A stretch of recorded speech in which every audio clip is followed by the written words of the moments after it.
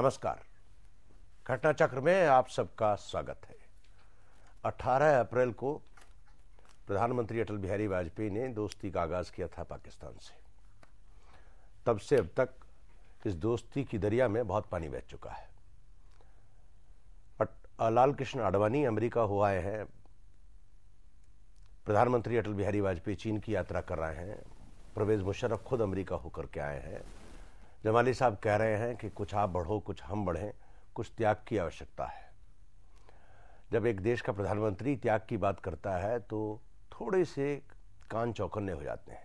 Sacrifice किस लिए, किस सीमा तक, किस मुद्दे पर सेक्रीफाइस की बात है? क्या सेक्रीफाइस सीमा को लेकर के है? क्या सेक्रीफाइस व्यापार को लेकर के है? क्या सेक्रीफाइस की बात हो रही है तो वीज़ा की है, हवाई यात्रा की है?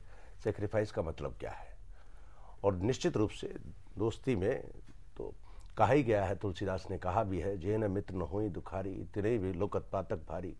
जो मित्र के दुख को देख करके दुखी नहीं होता वो कैसा मित्र है? बहरहाल आज हम इस दोस्ती के नए अंदाज को, आगाज को और समझने की कोशिश करेंगे। नए पहलू में जमाली साहब ने बीबीसी को इंटरव्यू दिया है, उसी परिप्रेक्ष्य में बातचीत करेंगे। बातचीत में हमारे साथ शामिल हैं श्रीधर राव हैं हमारे बीच में, रक्षा विशेषज्ञ। श्रीधर, स्वागत है हमारे इस कार्यक्रम में। और हमारे बीच में हैं रक्षा मामलों के अच्छे जानकार lieutenant general doctor VS Malik, पूर्व सेना अधिकारी। जनरल साहब, आपका भी स्वागत है हमारे इस कार्यक्रम में। जनरल साहब, मैं आप ही से शुरू करूंगा। आप मुझे बताएं, क्योंकि सेना में दोस्ती का अर्थ अच्छी तरह से समझा जाता है और दोनों देशों के बीच में जब दोस्ती की बात होती है तो सेना के जरूर कान खड़े होते हैं। तो इस दोस्ती के नए अंदाज से क्या आप लगा रहे हैं? मैं समझता हूं कि हिंदुस्तान और पाकिस्तान के बीच में सैन्य बल का जहां तक सवाल है वो हर पहलू से, हर स्तर पर आजमाया जा चुका है। लड़ाइयाँ हो चुकी हैं, इंसर्जेंसी हो चुकी है, घुसपैठ हो चुकी है। तो अब लगता है कि सबके ऊपर ये बात साफ हो रही है कि जहाँ तक सैन्य बल का सवाल है उससे ये मामला सुलझने वाला नहीं है, बल्कि और उलझ सकता है। इसी संदर्भ में अगर हम देखें तो एक बड़ा अच्छा वक्तव्य दिया था एक हमारे जो एमएलए जेएनके से गए थे। उन्होंने ये बात उठाई पाकिस्तान में जाने के बाद कि आप लोग हमारी मदद करना चाहते हैं, बड़ी अच्छी बात है, लेकिन आपकी जो मदद है वो गोली बारूद से आ रही है और उसमें नुकसान हमारा हो रहा है, कश्मीर मारे जा रहे हैं। ये बात शायद कहीं उनके मानस पटल पे असर कर गई है। और इसमें तो दो राय नहीं हो सकती कि जहाँ तक अमेरिका का सवाल है वो अब थोड़ा ऊब सा गया है। ये हिंदुस्तान पाकिस्तान की जो हमेशा से एक बैकग्राउंड में एक जो थोड़े बहुत ये बर्तन खनकते रहते हैं, उससे काफ़ी परेशानी होती है। कई बार तलवारें मयान से निकल आती हैं और फिर उसकी आवाज़ आने लगती है, फिर आणविक हथियारों की बात होने लगती है, बेकार में बैठे बैठाए जो है टेम्परेचर ऊपर चला जाता है। अभी हाल ही में जो आपने बात बताई है ये उसमें काफ़ी लोग वहाँ से भी यहाँ पर आए हैं, उनके बहुत कट्टर माने जाने वाले नेता भी यहाँ पर आए हैं और उनके बाकी वाणिज्य के जो दल हैं वो भी यहाँ पर आए हैं, बच्चे भी आए हैं, अभी बस यात्रा भी शुरू हुई है। और इन सब से जो माहौल है उसमें तब्दीली तो ज़रूर आई है। और मैं समझता हूँ कि ये जो अभी वक्तव्य आया है पाकिस्तान के प्रधानमंत्री साहब का, वो इस बात की तरफ संकेत करता है कि शायद वो कुछ आगे बढ़ने के लिए, कुछ कदम आगे बढ़ने के लिए अभी तैयार हैं। श्रीधर जी। साहब, जनरल साहब जो कह रहा है सुनने में काफ़ी अच्छा लगता है, मगर दो चीज़ याद करना पड़ेगा। ये हिंदुस्तान पाकिस्तान की बात कर ले तो एक था 1971 में जनरल साहब फौज में होगा उस समय, जो जुल्फ़िकार अली भुट्टो ने बात किया था और जो जमाली साहब आज बात कर रहा है उसमें से कोई खास फर्क नहीं था।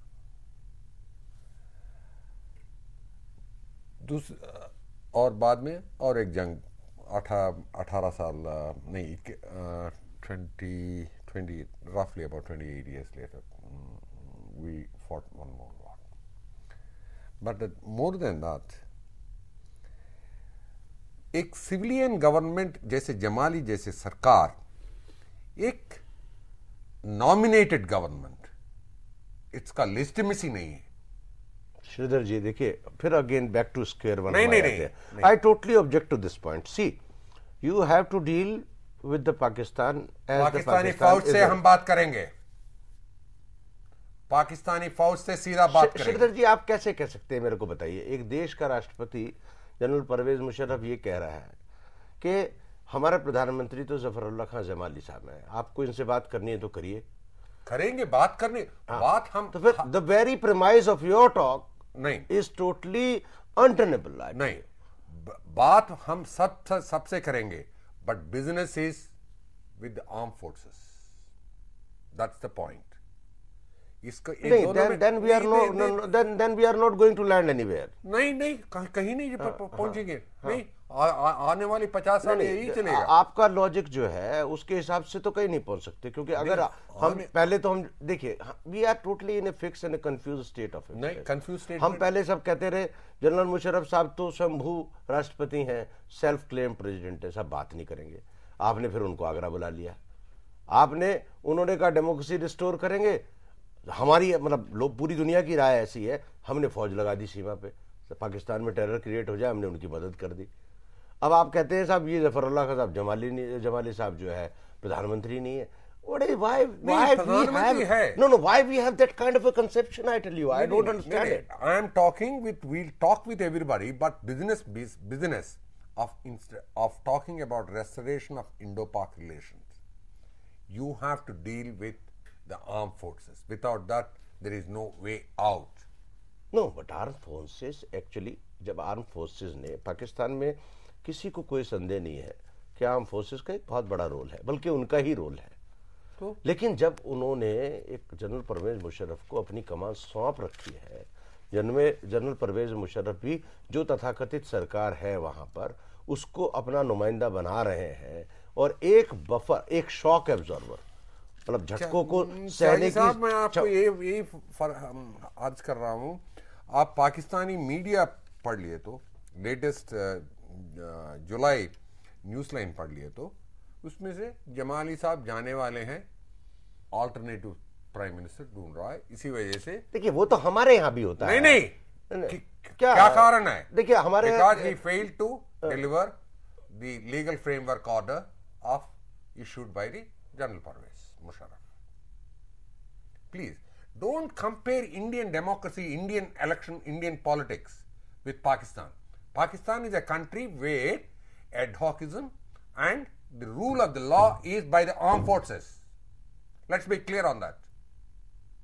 When we are talking about taking a logical step, deal with anybody, whether the Fatima, the 2-year-old girl to a 100-year-old man. I am with dialogue with everybody. But business की बात कर रहे तो आप फौज को पकड़ना है, बुलाना है, इसी वजह से मुशर्रफ को आगरा बुलाया। नहीं, इस तरह से तो श्रीधर जी बात ही नहीं होगी, क्योंकि अगर आप दूसरे मुल्क की जो बेसिक एग्जिस्टेंस लेजिटिमेसी है उसकी लोकस स्टैंडाई पर ही सवाल जब खड़ा कर देंगे तो आप कैसे बात करेंगे? इसका मतलब आप तो सीधा उसका the very premise of the existence of that country is not acceptable to you. Country of government of the government is not acceptable to you, how one can will talk? कैसे बात करेगा? इस बात को दूसरे रूप से लिया जा सकता है, और ये हमारे देश के संदर्भ में हमेशा से होता है। हम ऐसे तर्क लेके आगे बढ़ते हैं जिसमें कि हमारा ही जो इंटरेस्ट है उनका हनन होता है। जहां तक जो सबसे बड़ी जो महाशक्ति है उसको कोई संकोच नहीं है पाकिस्तान के साथ में बात करने के लिए। यानी कि जब भी आप बीबीसी पर प्रोग्राम देखते हैं तो बेनज़ीर भुट्टो थक गई है बोलते बोलते कि क्या है कि सबसे बड़ी महाशक्ति जो है वो डिक्टेटर्स के साथ में बात करना पसंद करती है, लेकिन वो यथार्थ है, वो असलियत है, वो ग्राउंड रियलिटी है।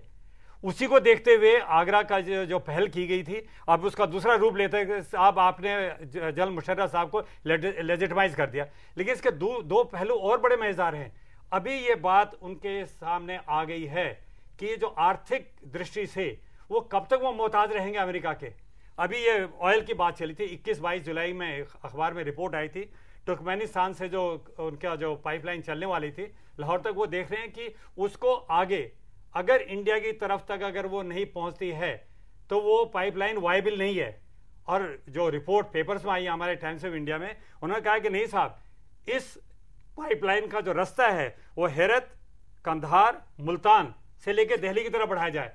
बात नंबर 2, आज ही रिपोर्ट आई है, नहीं ये सोचने वाली बात है, मानव अधिकार के हनन होते हैं, ये बात हमेशा सिर्फ JNK के बारे में आती थी, आज वही POK के बारे में आ रही है। जिनेवा में मानव अधिकार के ऊपर एक सब कमेटी की मीटिंग हो रही है और वहां कहा जा रहा है कि सरदार शौकत अली के ऊपर साहब हमला किया जा रहा है, जो कि POK के लीडर है।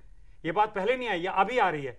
तो आप उसको बिजनेस की दृष्टि से देखें, आप उसको यानी कि राजनीतिक दृष्टि से देखें, आप अंतर्राष्ट्रीय दृष्टि से देखें, बदलाव तो है। और इस बदले हुए माहौल में अगर हम बाद में ये इस तरफ जाएं कि साहब असलियत में जब तक डेमोक्रेसी नहीं आएगी तो बड़े सवाल यहां भी उठ सकते हैं, उधर भी उठ सकते हैं। जनरल मलिक, मैं कभी नहीं कह रहा हूं जब तक डेमोक्रेसी नहीं आएगा पाकिस्तान में हम बात नहीं करेंगे। मैं कभी नहीं कहा, आइंदा कभी कहूंगा। देखिए, मगर एक बात, let's be very clear on this.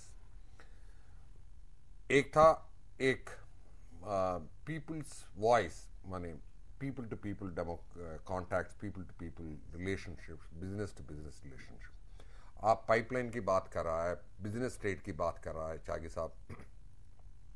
आप नंबर 2 की illegal trade between India and Pakistan, it impacts almost insignificant in the Indian trade. We can afford, but on the Pakistani side, it is about $3 to $4 billion. That means एक western interest है, ऐसे business चलना चाहिए। And in the western interest, the role of the arm forces in the smuggling of from India is enormous. Pakistani armed forces are part and parcel of it. Therefore, if you want to do business in terms of normalization, let's be clear. फौज से बात करेंगे, कोई इतराज नहीं है। फौज से सीधा बात करेंगे, बोलो भाई तुम्हारा कमीशन कितना है, लाइक दी एंकीज डू। सीधा आपको डील करना है, कोट योर कमीशन। इस तरह से कभी बायलैटरल रिलेशंस में श्रीधर जी बात होती है, आपको तो मालूम है। नहीं, देखिए चागी साहब आपने एक हिंदू मैं पिछले 35 साल में एक ही देश मेरे को पता है जिसमें arm forces own a country, and that is Pakistan. नहीं, मैं उस बात से, देखिए उस बात पे आपके अपना परसेप्शन है, आपका दृष्टिकोण है, लेकिन कभी भी दो देशों के बीच में जब बात होती है तो आप लांछन लगा करके, एलिगेशन लगा करके बातचीत की शुरुआत नहीं हो सकती। आप किसी आदमी से दोस्ती करना चाहे और आप कहें आप काणे हैं और आप मुझसे दोस्ती करिए, या आप उसको कहे सूरदास है आप दोस्ती करिए। नहीं, जमाली साहब दिल्ली आ गए तो we will definitely give him red carpet, but he is out of the power loop, everybody knows. नहीं, दैट इज प्रोटोकॉल देना है, बैठना है, चाहे पार्लियामेंट में एक भाषण देना है, go through। नहीं, तो आपका मतलब है सिर्फ जनरल परवेज मुशर्रफ से बात की जाए, जनरल मुशर्रफ और the other corps commanders। नहीं, तो you think the corps commander should talk to us? Of course। Now, what is their locus standi as a constitutional provision? Indian military to military linkages? नहीं, it's a democratic country, it's not possible, Shridhar जी। वाह, अरे कमाल है। अगर हमारे military का general bilateral relation की बात करेगा और पाकिस्तान का जनरल मिलिट्री की बात करेगा तो अटल बिहारी वाजपेयी और जफरुल्लाह खान जमाली और मुशर्रफ साहब को क्या कर रहे हैं? नहीं, हिंदुस्तान की जनरल साहब पाकिस्तान गए तो कोई परेशानी नहीं है, कोई दिक्कत भी नहीं है, मगर पाकिस्तान की फौज हिंदुस्तान आके पॉलिटिकल डिसीजंस बात कर रहे तो थोड़ा सा शक आ जाएगा, थोड़ा सा गड़बड़ हो जाएगा। मगर पावर लूप कौन है, उनसे बात करो। नहीं भाई, कई बार होता है ना, आप देखिए ना, कई बार पावर लूप। मैं इस विषय पे आऊंगा, एक छोटे से ब्रेक की ओर चलेंगे हम लोग। तो हम लोग चलते हैं छोटे से ब्रेक की ओर और फिर भारत पाक दोस्ती के आगाज के एक नए पहलू पर बात करेंगे। हालांकि श्रीधर जी ने मुद्दा बिल्कुल उछाल दिया है दूसरी ओर, लेकिन आकर के उसको भी देखेंगे। उस मुद्दे पर अगर हम बात करना चाहते हैं तो किससे बात करें, और जो बात कंसेशंस की है दोस्ती में, वो किसके कंसेशन, किस लिए कंसेशन, एक छोटे से ब्रेक के बाद।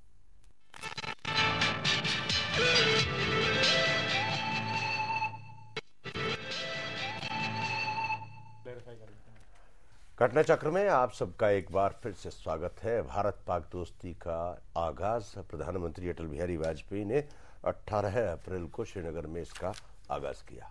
तब से हम ये समझने की कोशिश कर रहे हैं कि रफ्ता रफ्ता दोस्ती बढ़ भी रही है या नहीं। दिन ब दिन बयानबाजी हो रही है और इसी बयानबाजी के सिलसिले में एक इंटरव्यू किया है जफरुल्लाह खान साहब का बीबीसी ने। उस इंटरव्यू के तहत क्या है ये हम समझ लें ताकि बातचीत को बढ़ाने का मौका मिले। हमारे बीच में मेहमान हैं श्रीधर राव जी हैं और lieutenant general doctor VS Malik हैं। लेकिन सबसे पहले हम लोग चलेंगे प्रधानमंत्री जमाली के बयानों की ओर, जो उन्होंने इंटरव्यू में कहा है हमारी बातें आगे बढ़ रही हैं लेकिन हर बात मंजिल तक पहुंचने के लिए हमें इसे सिलसिलेवार, माफ कीजिए, लेकिन हर बात मंजिल तक पहुंचाने के लिए इसे सिलसिलेवार चलाना होता है। दोनों मुल्कों के हाई कमिश्नर आ चुके हैं। हमने अभी कहा है कि हम बेहतर हालात बनाना चाहते हैं। बस यात्रा भी शुरू हो गई है। हवाई संपर्क के बारे में 27 अगस्त को पहली उच्च स्तरीय बैठक होगी। उम्मीद है कि ये समझौता एक्सप्रेस भी शुरू हो जाएगी। जहां तक नियंत्रण रेखा का सवाल है, पाकिस्तान की नीति साफ है कि हमारी तरफ से किसी को कोई मुश्किल नहीं है। हम किसी को भी नहीं भेजते हैं और हम दोहरी नीति भी नहीं रखते हैं। हम एक तरफ अमन की बात करते हैं, दूसरी तरफ जब ये कहा जाए कि हम नियंत्रण रेखा का उल्लंघन कर रहे हैं, ये हमारे नेचर में नहीं है। पाकिस्तान के खिलाफ लोग बात करते हैं और समझते हैं कि वो सच है, मगर मैं कहता हूं कि जो हम बात करते हैं हमारी बात भी सुने, उसको सच समझें। इस जमाने में जंग कौन लड़ सकता है? वो ह्यूमैनिटी के खिलाफ है। हम कभी नहीं चाहते ये चीज। हम चाहते हैं कि लोगों की भलाई हो। जंग की तरफ जाना तो कोई सोच भी नहीं सकता। मैंने वाजपेयी साहब से बात करने के लिए पहले विपक्ष और संसद को भरोसे में लिया था, इसलिए मुझे वो समर्थन है और उसी लिहाज से हमने उनसे बात की थी। कोर इशू यकीनन कश्मीरी है। कश्मीर का ज्यादा हिस्सा तो भारत ने कब्जा किया हुआ है। रियायतें तो आपको देनी होंगी। हमें तो कश्मीरियों के लिए रियायतें मांगनी है आप लोगों से। कश्मीर को एक करके देखना होगा।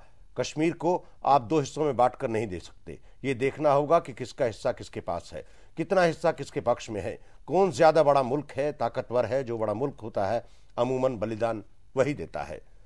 सेक्रीफाइस दोनों को करनी होगी और उसमें यह होता है कि जो बड़ा होता है वो कम से कम अगर 100 रुपए की रियायत करता है तो वो छोटा मुल्क होता है वह 1.5 रुपए की रियायत कर लेता है। रियायत मगर दोनों तरफ से होती है। जफरुल्लाह खान जमाली साहब का बयान है जो आप देख रहे हैं। जनाब, पाकिस्तान ने ये कभी किसी दहशतगर्दी को सपोर्ट नहीं किया और ना हम उसको सपोर्ट करते हैं। हम उसको अप्रिशिएट करते हैं। पाकिस्तान तो खुद दहशतगर्दी का विक्टिम है। लश्कर तैयबा जैसे संगठनों के दफ्तर अगर थे भी तो वो सील हो गए या ख़त्म हो गए। हम साबित करते हैं कि हम इन चीज़ों के फेवर में नहीं हैं। हॉक्स दोनों सरकार में हैं, भारत में भी पाकिस्तान में भी। अलबत्ता भारत में कुछ ज़्यादा ही स्ट्रॉन्ग हॉक्स हैं। वाजपेयी साहब के साथ मेरे अंदाज के मुताबिक हमें बहुत सहूलियत है। वे बड़े मुतब्बिर, माफ़ कीजिए उर्दू का शब्द है मुतब्बिर है और बुजुर्ग शख्स है और बड़े ठंडे मिजाज के आदमी हैं। उनके साथ ये मामला तय करने में मैं समझता हूँ, जहाँ तक मेरा जाती मामला है, मैं ज़्यादा इजी फील करता हूँ। वो बड़े बुजुर्ग हैं, बुजुर्ग ही हुक्म करते हैं, छोटे मानते हैं। वे मेरे उम्र में भी मेरे से बड़े हैं, मेरे बुजुर्ग हैं। बहरहाल जब वाजपेयी साहब हुक्म करेंगे मैं मुलाकात करने के लिए तैयार हूँ। भारत ने कहा है कि वो अमेरिकी सालसी नहीं चाहते। जो मेरे इल्म में है, हुर्रियत अगर कह दे कि अमेरिकी सालसी नहीं चाहिए तो हो सकता है भारत और हुर्रियत वालों का आपस में कोई गठजोड़ हो। हमने तो कभी इनकार नहीं किया। मलिक साहब आप बताएं मुझे। देखिए, जमाली साहब के बयान से तो लग रहा है कि रफ्ता रफ्ता जमाली साहब चाह रहे हैं कि तुरंत दोस्ती का हाथ बढ़े। जी हाँ, जैसे कि मैं पहले आपसे बता रहा था जी, जो सिलसिलेवार बातें मैं गिनवा रहा था तकरीबन वही इस में आई हैं। और सबसे बड़ी बात है, जून के महीने में मैं इंग्लैंड गया हुआ था जी। वहाँ पर royal college of defence studies के जो पुराने 1990 कोर्स के जो लोग थे उनका एक गेट टुगेदर था जिसमें कि जनरल मुशर्रफ साहब भी थे। और अभी जो बात आपने ये कही कि कौन कंसेशन देता है, इसके ऊपर थोड़ा सा जनरल मुशर्रफ साहब वहाँ जो बोले तो एक बात आई वो मैं यहाँ आपके दर्शकों को बताना चाहूँगा। वो बात उन्होंने इस रूप से ली और वही बात अभी जमाली साहब ने दोहराई है। बात को इसलिए इस रूप से लिया कि जब दो देशों की बातचीत होती है और उसमें अगर छोटा देश ज़्यादा कंसेशन करता है तो उसको ये देखा जाता है कि वो ह्यूमिलेट हो गया, दब गया, और उसके लीडर्स को बड़ी मुश्किल हो जाती है उसको इस स्थिति को संभालने में। हालांकि जो बड़े देश है वो जब कंसेशन देता है वो उसकी यानी कि नियम के अनुसार बन जाता है कि क्षमा बड़न को चाहिए छोटन को उत्पात। लेकिन अगर देखा जाए कायदे से कि इस बात की के निहित जो खास बात है जो उभर के सामने आ रही है वो ये आ रही है कि कंसेशन की बात चल रही है। भारत कितना दे, पाकिस्तान कितना दे, उसको आप थोड़ी देर के लिए छोड़ दें कि भारत बड़ा है तो उसको ज़्यादा देना है, पाकिस्तान को कम देना, आप कम और छोटे की छोड़ दें। लेकिन ये पहली बात है कि जो पाकिस्तान के लीडर्स हैं, प्रेसिडेंट साहब हों तो वो, और साहब यानी कि प्रधानमंत्री हों वो एक कंसेशन की बात कर रहे हैं। नहीं तो वहाँ तो साहब यानी कि एक एक कतरे के लिए, एक एक इंच के लिए जान देने की बात हमेशा से आई है। तो ये जो बात ही एक बड़ा अच्छा पहलू है। एक श्रीधर साहब ने जो बात कही थी उसको मैं थोड़ा आगे बढ़ाना चाहूँगा। सबसे पहले है तो कि मैं श्रीधर साहब को धन्यवाद देना चाहूँगा, क्योंकि मैंने अखबारों में, हिंदुस्तान टाइम्स में और अभी मई के महीने में इंडियन एक्सप्रेस में इसी बात को लेकर लिखा है कि भारत में जो सेनाएं हैं यानी कि आर्म फोर्सेस हैं उनको डिसीजन लूप के अंदर लाना पड़ेगा। इससे हम जो पाकिस्तान की जो मानस स्थिति है उसको भली भांति समझ सकेंगे। वहाँ तो सेना एक किस्म से हमेशा से ही दबाव में रही है और हमेशा से उसकी हुकूमत रही है, लेकिन उसकी एक पहलू पर हम और विचार करें। सेना वहाँ पर परेशान रहती थी जब तक कि उसको कॉन्स्टिट्यूशनल एक इंस्टीट्यूशनल जगह नहीं मिली थी। जनरल मुशर्रफ साहब ने इस बात को भांपते हुए नेशनल सिक्योरिटी काउंसिल की एक बात चलाई है जो कि तकरीबन वहाँ पर मान सी ली गई है, जो कि टर्की के मॉडल पे है। इनके देखिए साहब, जहाँ तक आपका सवाल है, कोई आए कोई जाए, आपकी जो एक इंस्टीट्यूशनल पोजीशन है वो मुकर्रर कर दी गई है एनएससी के रास्ते से। तो मैं समझता हूँ कि चूंकि वहाँ पर ऐसा हो चुका है, आगे की जो वार्तालाप यहाँ पर होने जा रहे हैं उनमें हमारे जो सेना के सर्वोच्च अधिकारी हैं उनको भी किसी न किसी रूप से अंदर लाना चाहिए, जिससे कि सैनिक जो पहलू हैं उन पर भी विचार हो सके। और जहाँ तक ये एक नया पहलू है। देखिए, अब आप बात को बिल्कुल, बात का एक नया रुख आ गया मलिक साहब।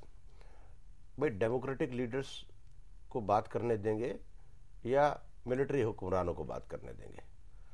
जब डेमोक्रेटिक पैटर्न ऑफ सोसाइटी है तो लेट डेमोक्रेट, जो जितने लोकतांत्रिक तरीके से चुने हुए नेता हैं वो तो बात करते हैं मिलिट्री वालों से, वो उनकी जरूरत क्या है? जी हाँ, शायद मैं अपने आपको पूरी तरह से एक्सप्लेन नहीं कर पाया। हमारे यहाँ एक ही बदलाव आया है अभी जी, और जो सबसे बड़ा बदलाव है जो कि 47 से लेकर अभी तक है, सेना जो है डिसीजन लूप से थोड़ी बाहर चली गई है। कहाँ? मैं ये चाहता हूँ भारत में मैं ये कहना चाह रहा हूं कि जब ये बातचीत हो तो सैनिकों का ये नहीं है कि साहब कि सैनिक ही उसमें आगे लीड लेंगे, नहीं, ये बिल्कुल नहीं कह रहा हूं। भारत एक गणतंत्र है, गणतंत्र में जो चुने हुए नेता हैं उनकी अब एक अपनी अहम भूमिका है और वही आगे रहेंगे, उन्हीं की बात सराखों पे होगी।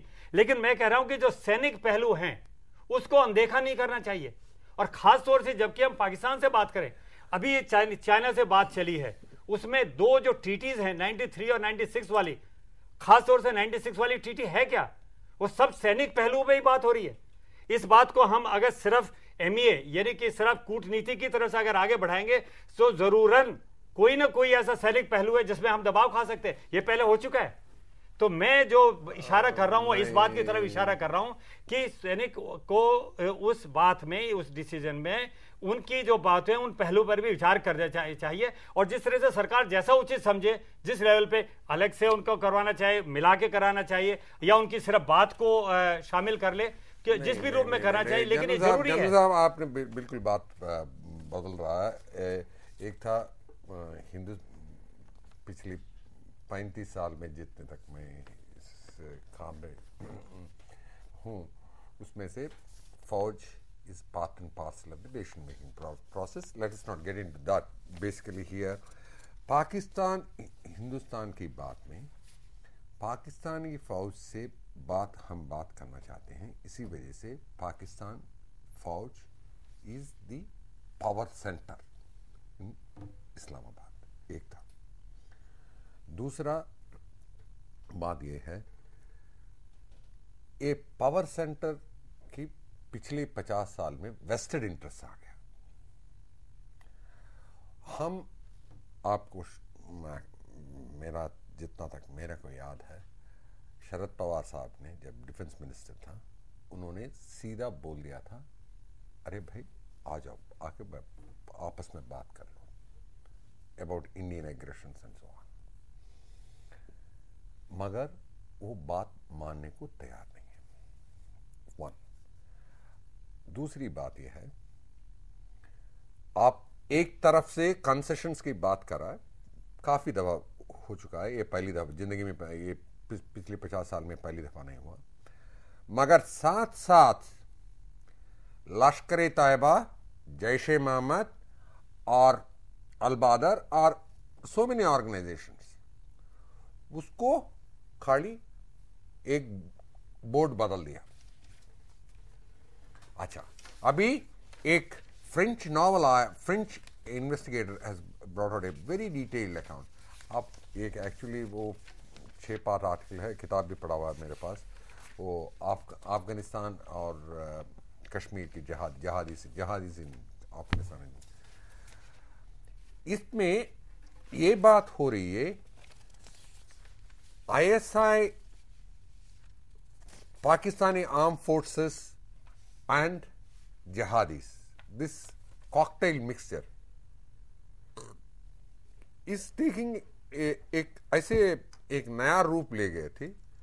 आप उसको डिसमेंटल कैसे करते हैं? देखिए, यूनाइटेड जिहाद काउंसिल को अभी डिसमेंटल नहीं हुआ आज तक, और आप नाम ले लीजिए, सलाउद्दीन को ले लीजिए, सलाउद्दीन से लेके आप नीचे कहां तक आगे आप पहुंच सकेगा, नाम ले लीजिए, सारे लोग आराम से रह रहा है पाकिस्तान में, कुछ नहीं हो रहा। नहीं, मगर देखिए श्रीधर जी, पता क्या है, मुद्दा ही बिल्कुल अलग आप बात कर रहे हैं। एक देश का प्रधानमंत्री कह रहा है सब सेक्रीफाइसेस की, हम देखिए क्या बिटवीन द लाइंस पढ़ने की कोशिश करनी चाहिए। वो कह रहा है 100 रुपये में कंसेशन आप करिए, 1.5 रुपया हम करने को तैयार है। आप बड़े देश हैं, अब शायद तो कुछ चीजें नहीं सुनी होंगी जवाली साहब। यही बात जुल्फिकार भुट्टो ने शिमला में मिसेस गांधी को बोला है जी, और क्या हुआ उसके बाद? Pakistan became a nuclear power and made a Kargil war. नहीं, देखिए, आप किसी मुल्क को अपनी कसरत करने नहीं, कसरत नहीं, मैंने गलत नहीं बोला, गलत नहीं। पाकिस्तान एक्वायरिंग न्यूक्लियर वेपन्स और Pakistan fighting a Kargil war, there is nothing wrong in it. हमने भी तो न्यूक्लियर वेपन बनाए, अरे हमारे पास भी तो न्यूक्लियर बॉम्ब है। मैंने मना नहीं कर रहा हूं, गलती नहीं किया। आप कंसेशन की बात कर रहे, तो उसके बाद कंसेशंस मांग के शिमला एग्रीमेंट जुलाई 1972 में दस्तखत करके पाकिस्तान की न्यूक्लियर परमाणु शक्ति का बनाना शुरू कर लिया। उसके बाद कारगिल का जंग कर लिया, और कारगिल की जंग में उन्होंने, पाकिस्तानी वालों ने जिंदगी में पहली दफा कहना शुरू कर लिया, हम विल स्टार्ट न्यूक्लियर वेपन्स। यही आप नहीं, देखिए, अगर हिस्ट्री आप मानने को तैयार नहीं है तो मैं कुछ नहीं कह सकता। इस इतिहास पे जाएंगे तो फिर तो कोई बात ही नहीं हो सकती। हाँ, बात की मैं कह रहा हूं, आगे एक conditioning of the society, Pakistan की सोसाइटी, हिंदुस्तान की सोसाइटी में एक कंडीशनिंग प्रोसेस शुरू करना है। कंडीशनिंग प्रोसेस तो हो रहा है ना, जो अब आप और हम बात कर रहे हैं। What is that? That is also a condition. These are only superficial. You are talking about, that's why the armed forces interaction. The ISI, Indian intelligence or IB or whatever is the interaction at various levels. Get hold of the power loops and interact with them. See, then you can get it. In Pakistan में जो power loop है, मैं देखिए श्रीधर जी बात को घुमा के कह रहे हैं, ये सीधी सीधी कह नहीं रहे। पाकिस्तान में 2 पावर लूप है, एक ISI है और एक फौज है। तो ISI के अगर किसी खुफिया तंत्र के चीफ से अगर किसी दोनों देशों की दोस्ती के इतिहास में कहीं रहा हो तो आप मुझे बता दीजिए। ISI के माध्यम से तो बात हो सकती है, बैक ट्रैक 2, ट्रैक 3, ट्रैक 4 में, लेकिन आप ये उम्मीद नहीं कर सकते कि हम लोग ISI के खुफिया से इस देश का प्रधानमंत्री बात करने जा रहे हैं। त्यागी साहब, इस बात को दूसरे पहलू से देखिए जी। ये जो अभी श्रीधर साहब ने कॉकटेल की बात की है, हम कॉकटेल देख रहे हैं, कॉकटेल क्या क्या चीज मिलके कॉकटेल बना है। ये सबको पता है कि पाकिस्तान में पाकिस्तान सेना हमेशा सशक्त रही है, इसमें कोई दो राय नहीं हो सकती है। आईएसआई हमेशा से जो है पाकिस्तान That is की a military army state, control किया मलिक गया। साहब, that is a बिल्कुल military साहब, state. सही बात है, जी। इसमें दो राय नहीं है। हाँ। और जो जिहादी हैं वो हमेशा उनका इस्तेमाल किया गया आईएसआई द्वारा और पाकिस्तान आर्मी द्वारा। और पाकिस्तान आर्मी ने कई भी आईएसआई जब भी उड़ने लगा तो उसके पंख कर लिए कि देखिए आप आर्मी के नीचे रहेंगे, बेकार ज्यादा उड़ने की कोशिश मत कीजिए। लेकिन जहां तक आईएसआई और आर्मी है दोनों ने जिहादी का इस्तेमाल किया है। ये बात हमेशा भारत में उठाई जाती है कि देखिए साहब वो एक तरफ तो जवाली साहब पाकिस्तान के मैं खत्म कर देता हूं इस बात को कि जवाली साहब ने अभी वो तो दोस्ती की बात कर रहे हैं साहब, उधर जैश ए मोहम्मद के हमले हो रहे हैं साहब, और ये हमारे यहाँ इतना क्रॉस बॉर्डर टेररिज्म चल रहा है। इस बात में एक तो हमें समझ लेनी चाहिए, कुछ चीजें हैं जिसमें we have to put our house in order. हमारी सेना को सशक्त होना है, कुछ नए इनोवेशन लाने हैं जिससे कि हम ऐसे वाले जो हमले उनका मुंह तोड़ जवाब दे सकें। लेकिन ये कहना कि साहब कि अभी जो बातचीत है हर एक बात को आप ले आए कि साहब इसमें तो फौरन हाथ है, और जहां तक इस बात का सवाल है कि ये तो साहब एकदम से जीरो वहां पर आपका क्या कहते हैं कि इन्फिल्ट्रेशन होने लगे। भाई आपका देश है, आप कंट्रोल कीजिए, आप भी उसको सशक्त रहिए। क्या हुआ, शायद पाकिस्तानियों ने पुनः मुश्क भाव की कहानी नहीं सुनी, और वो बिल्ली जब शेर हो गई वो शेर बिल्ली होने को तैयार नहीं है। और सही बात है। जमाली साहब ने अपनी बात में कहा भी है कि साहब ये आतंकवाद आप ही के यहाँ नहीं हो रहा है, इस आतंकवाद से तो हम भी परेशान है। दृष्टिकोण में बदलाव आया है पाकिस्तान के में। देखिए रफ्ता रफ्ता चीजों को देखना पड़ेगा। सही बात है। अगर आप को देखिए दोनों देशों के जो संबंध है कोई बिजली का स्विच तो है नहीं कि आपने दबाया जल गए और दबाया ऑफ हो गए। It's a constant and consistent process where we have to study their meanings, their feelings and their efforts, their sincerity. नहीं श्रीधर जी? नहीं, जमाली साहब जैसे शरीफ लोग कुछ भाषण दे रही है तो चलिए अच्छी बात है, मगर उसको आगे बढ़ा के एक इन्फरेंसेस निकालना सही नहीं है। चलिए आप एक्चुअली क्या है कि आप उस अभी जो पाकिस्तान का भूत है और नहीं, पाकिस्तान में भूत नहीं है, उससे बाहर नहीं आ पा रहे। नहीं, ठीक है। हाँ। आप जैसे सज्जन लोग सोचते हैं। हाँ। जमाली साहब जो कह रहा है वो सच, उससे एक पॉजिटिव डेवलपमेंट है। हाँ। ठीक है, चलिए सर, हम लोग चलेंगे एक छोटे से ब्रेक की ओर और ब्रेक के बाद लौट करके आएंगे भारत पाक दोस्ती का एक नया आगाज, एक छोटे से ब्रेक के बाद।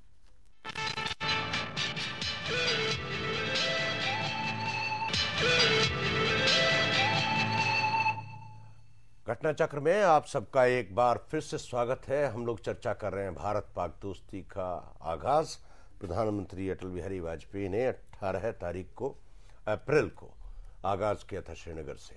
तब से अब तक इस दोस्ती के रास्ते में कई पड़ाव आए हैं, कई रुकावटें आई हैं। इन रुकावटों के बीच में प्रधानमंत्री ज़फ़रुल्लाह खान जमाली साहब, पाकिस्तान के प्रधानमंत्री, उन्होंने आगाज़ किया है कि कुछ आप बढ़ो कुछ हम बढ़ेंगे, कुछ कंसेशंस की बात की है। कंसेशंस की बात करेंगे इस बातचीत के इस दौर में। हमारे बीच में शामिल हैं श्रीधर राव जी और lieutenant general doctor V S Malik. Doctor Malik, मुझे ये बताएं, चलिए श्रीधर जी से बात शुरू करते हैं। आप कंसेशंस की जब बात करते हैं तो कंसेशंस पे क्या आप रीड करते हैं? कंसेशंस का मतलब क्या है, आप कहना चाहते हैं? हाँ, मैं उसमें एक बात थोड़ा बता दूं ऐतिहासिक पहलू में। जी, जो श्रीधर जी ने जो बात कही है बहुत महत्वपूर्ण है, उसको अनदेखा नहीं किया जा सकता। लेकिन मैं एक पहलू ऐतिहासिक बताऊं, क्योंकि जब मैं डॉक्टरेट कर रहा था तो कुछ ऐसे डॉक्यूमेंट्स मेरे हाथ लगे जिनको कि मैंने बहुत ही बारीकी से पढ़ा, और उसमें एक डॉक्यूमेंट है रैंड कॉरपोरेशन का, और उसमें एशले टेलिस साहब जो कि एडवाइज़र थे, अभी अभी भारत से गए और अभी सुना है कि बुश साहब के एडवाइज़र बन गए, तो ब्लैकवेल साहब उनको खास तौर से यहाँ पर लाए थे। उन्होंने एक पहलू उसमें पेश किया है, और वो ये कि अगर भारत की जीडीपी जिस तरह से बढ़ रही है इसी तरह से बढ़ती जाए, कुछ देर के बाद में आप देखेंगे पाकिस्तान इरेलेवेंट हो जाएगा। तो मैं जो इंगित कर रहा हूं, मैं जो इशारा कर रहा हूं, इस बात की तरफ कर रहा हूं कि पाकिस्तान ने यह बात समझ ली है कि वो जो विंडो है वो बहुत कम देर के लिए खुला है, और उसके लिए आप कब तक पैसे मांगते रहेंगे महाशक्तियों से या यूरोप की ताकतों से, वो पैसे आने वाले नहीं है। तो उन्होंने ये पहचान लिया है कि जैसे अमेरिका ने यूएसएसआर को तोड़ दिया था क्योंकि वो होड़ में आगे नहीं बढ़ सके, सैनिक होड़ में, और यूएसएसआर पूरा का पूरा टूट गया, इसी तरह से अगर भी आप आर्थिक दृष्टि से बिल्कुल कि उन्होंने इस पहलू को समझ लिया है। ये समझने के बाद में वो ये अब चाहते हैं कि इससे पहले कि विंडो क्लोज हो जाए, अभी भगवान की दया से बारिश भी अच्छी हो गई है और हमारी जो जीडीपी है 6% और 7% की तरफ जैसे ही आगे की तरफ बढ़ती है, तो वो किसी हालत में भी कर पाएंगे सैन्य दृष्टि से, या कोई भी जो चीजें वो नहीं कर पाएंगे। देखिए ये तो कंपैरिजन ही बेकार है, क्योंकि कारण है नहीं, ये जो देश और 100 करोड़ के देश में बहुत अंतर देखिए है। साहब, खैर उस बात पे नहीं जाते। अगर तो बाहर की दृष्टि, बाहर की जो शक्तियां उनको पैसे देते रहे, आखिर ज्यादातर जो उनके पास में सामान कहां से है बिना पैसा दिए। मलिक साहब, हम लोग थोड़ा सा मुद्दे से खिसक रहे हैं। मैं जो जानना चाह रहा हूं कि उस कंपैरिजन करने की जरूरत है, मैं सोचा कि ऐतिहासिक पाकिस्तान के बदले हुए कंपल्शन है आफ्टर अफगानिस्तान, उसके अपने सर्कमस्टेंसेस है, कुछ ऐतिहासिक पहलू हैं वो तो बताया नहीं जा सकता। उसके अपने सर्कमस्टेंसेस है। मैं फिर भी कंसेशंस को श्रीधर जी से जानना चाह रहा हूँ। श्रीधर जी, क्या हमको सेक्रीफाइस करना चाहिए? भाई जफरुल्लाह खान साहब, जमाली साहब ये कह रहे हैं सेक्रीफाइस करना चाहिए। नहीं, क्या सेक्रीफाइस करना चाहिए? आप उसी की बात में कह रहा हूँ। पिछली दफा जब हम 8 आइडेंटिफिकेशन ऑफ 8 जब बात आगरा में हुआ था, एसके सिंह, उसके बाद हैदर, दोनों बात किए थे उसके बारे में। उस समय था कोर इश्यू कश्मीर था।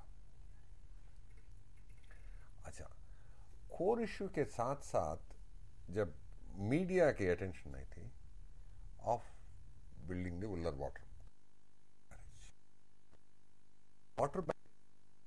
बना दिए, तो पानी को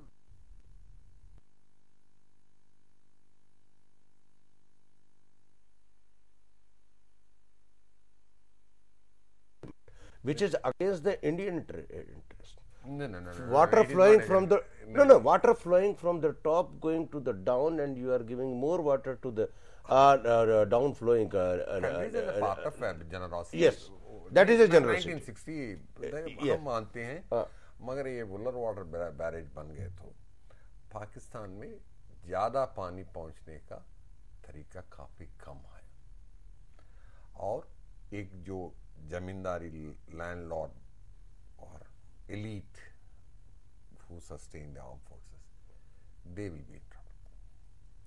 मेरे ख्याल में उसमें और कश्मीर में, ये दोनों में कंसेशंस चाहते हैं। वो वाटर बैरेज नहीं बनाना है, वो उसके बारे में नहीं, वो तो देखिए, वो चाइना ने भी वही किया। भाई चाइना के जो प्राइम मिनिस्टर पिछली बार आए थे, अगर आप कहें, you know the things very well, Arunachal में क्या हुआ? नहीं, अरुणाचल की, और अरुणाचल से पहले भी क्या, ब्रह्मपुत्र नदी के पहले जब वो अपने वहां से वो डाइवर्ट करने की बात कर रहे थे, तो they also threatened us like this, we are also threatening like this. Brahmaputra के ऊपर एग्रीमेंट साइन हुआ उसके बाद, वो तो किसी से छिपा हुआ भी नहीं है। नहीं, वो ब्रह्मपुत्र की और उल्लर बैराज की आई थिंक जमीन आसमान का फर्क है। Please let us not compare this things. Okay, मगर इन दोनों में कंसेशन चाहिए, और कंसेशंस में उन्होंने अभी एक जमाली साहब का जो स्टेटमेंट आप जो सुना रहे हैं, बीबीसी का इंटरव्यू सुनने के बाद पता लगता है, एक emphasis shifted to Hurriyat and not to Pakistan as a part. Hurriyat और हिंदुस्तानी सरकार, भारत सरकार बात कर लिए तो हमको मंजूर है। नहीं, वो ठीक है। प्लीज जब कंसेशंस की बात करते हैं तो कंसेशन पे 15-16 मुद्दे हैं। आप वीजा सॉफ्टन करें, आप एयर चालू करें, आप बॉर्डर कई पॉइंट्स पे खोले, अभी तो वागा से ही खुला हुआ है। चौथा, हुरियत वाली बात जो आपने की वो बात है, हुरियत के लोगों को पाकिस्तान जाने दें, ये भी कंसेशंस की बात है। और सबसे बड़ी बात तो ये है, जब कंसेशंस को कोट अनकोट आप करें तो लाइन ऑफ एक्चुअल कंट्रोल को क्या इंटरनेशनल बॉर्डर बनाने की बात कर रहे हैं, क्या उसके लिए पाकिस्तान का जनमानस तैयार है? उस पर जनरल मुशर्रफ की क्या प्रतिक्रिया है? और क्या हम लोग भी तैयार हैं, नहीं तैयार हैं? और जो पीओके के लोग बैठे हैं, आप माने 100 स्टेप्स आगे बढ़ रहा है। हाँ, मैं कह रहा हूँ, शुरू आप जो ट्रैवल वगैरह के लिए आप बात कर रहे, तो मैं ख्याल में हम किसी भारतवासी को, इंक्लूडिंग पीपल ऑफ J&K, हमको वीजा पाकिस्तान लेने के लिए मना नहीं किया। I am making a categorical statement. तो ये वीजा लेना, bilateral trade points, movement points, ये सब बनाना, इसमें मैं ख्याल में आसानी से it's a matter of time. जो 13 दिसंबर तक पहले जो हुआ है उसको रेस्टोर करने में मैं ख्याल में 1-1.5 साल लगेगा। उसके बाद आगे बढ़ने के लिए उन्होंने कंसेशंस मांग रहा है, और कोर इश्यू उसके हिसाब से कश्मीर है, और कोर इश्यू में क्या कंसेशंस आप दे रही हैं। हम कह रहा है हुर्रियत एक पार्टी है, हुर्रियत की लोकल स्टैंडिंग कुछ खास नहीं है। और जो चुनाव की बात हो गई थी 2002 में असेंबली इलेक्शंस में, Hurriyat refuse to participate in the elections because they were scared, and in the process Hurriyat is getting derecognised. So आपने जो कोर इश्यू बताया, it's a very pertinent valid point, कि जो वाटर ट्रीटी है उसको जो हम थोड़ा हार्डन किए हैं और जो बैराज बना रहे हैं उसको थोड़ा सा प्रेशराइज कर रहे हैं, and they will also soften. मेरा ख्याल यही श्रीधर साहब ने बात तो बड़ी अहम निकाली है।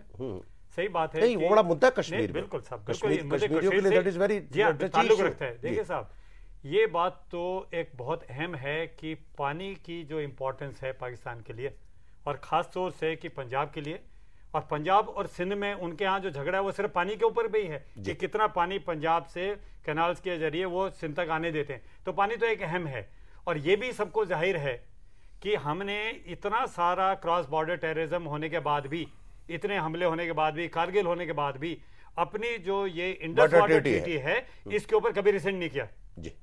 और ये वो समझते हैं इस बात को कि उन्होंने जितना भी उत्पाद कर लिया, लेकिन इस बात को हमने एक हथियार की तरह से इस्तेमाल नहीं किया।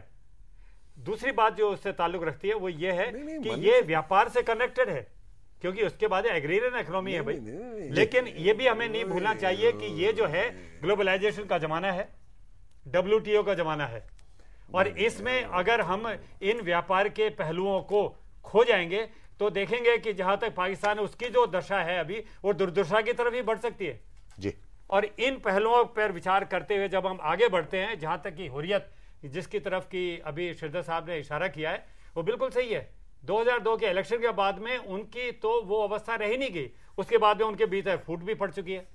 तो वो एक शायद एक इशारा उन्होंने किया है कि साहब इस बात को आप अगर देख लें कि तो आप हमें कोई इसमें ऐतराज नहीं है। वो ये कहना चाहते हैं कि एक रास्ता, एक इशारा, ये सब एक तरफ दिखाते हैं कि बदलाव है जी। लेकिन श्रीधर साहब के जो बाकी अप्रीहेंशंस हैं वो भी ठीक है, बिल्कुल सही। किससे बात करें, क्यों बात करें, इनका लोकस स्टैंड क्या है, और अगर बात करनी है तो मुशर्रफ साहब सीधे सीधे बात करें या मिलिट्री कोर कमांडर। असल में ये बात मुशर्रफ साहब ने खुद जब वो इंग्लैंड में थे वो बात निकल के आई थी कि अगर जमाली साहब से नहीं मेरे से बात करते मैं भी उसके लिए तैयार हूं।